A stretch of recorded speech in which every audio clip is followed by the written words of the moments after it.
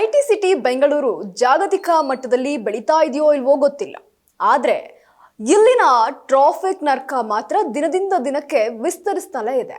ಈ ಮಾತುಗಳನ್ನ ಇದೀಗ ಸೋಷಿಯಲ್ ಮೀಡಿಯಾದಲ್ಲೂ ಸಹ ಒಂದು ಕಡೆ ಸತ್ಯವಾಗಿಸುವಂತಹ ಒಂದು ಪೋಸ್ಟ್ ಅನ್ನ ಇದೀಗ ಸ್ಥಳೀಯ ನಿವಾಸಿ ಒಬ್ಬರು ಹಂಚಿಕೊಂಡಿರುವಂತದ್ದು. ಇನ್ನು ವಿದ್ಯಾರಣ್ಯಪುರದಿಂದ ವೈಟ್ ಫೀಲ್ಡ್ಗೆ ದಿನನಿತ್ಯ ಸಂಚರಿಸುವಂತಹ ಬೆಂಗಳೂರಿನ ಉದ್ಯೋಗಿಯೊಬ್ರು ಕೇವಲ 20 ನಿಮಿಷ ತೆಗೆದುಕೊಳ್ತಾ ಇದ್ದಂತಹ ನಮ್ಮ ಜರ್ನಿ ಇದೀಗ 3.5 ಗಂಟೆಗಳ ದೈಹಿಕ ಮತ್ತು ಮಾನಸಿಕ ಯುದ್ಧವಾಗಿ ಹೇಗೆ ಬದಲಾಗಿದೆ ಎಂಬುದನ್ನ ಬಿಚ್ಚಿಟ್ಟಿದ್ದಾರೆ.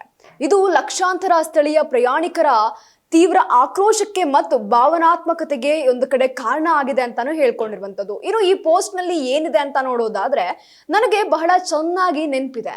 ಸರಿಸುಮಾರು 2005 ಮತ್ತೆ 2006ರ ಅವಧಿಯಲ್ಲಿ ನಾನು ಮತ್ತೆ ನನ್ನ ಸ್ನೇಹಿತನೊಂದಿಗೆ CBZ ಬೈಕ್ ನಲ್ಲಿ ರಿಂಗ್ ರೋಡ್ ಮೂಲಕ ಮೊದಲ ಬಾರಿಗೆ ವೈಟ್ ಫೀಲ್ಡ್ಗೆ ಹೋಗಿದ್ದೆ. ಆಗ ರಿಂಗ್ ರೋಡ್ ಆಗದಿದ್ರೂ ಸಹ ರಸ್ತೆಯ ಬದಿಗಳಲ್ಲಿ ಮರಗಳಿದ್ವು, ತಂಪಾದ ವಾತಾವರಣ ಇತ್ತು.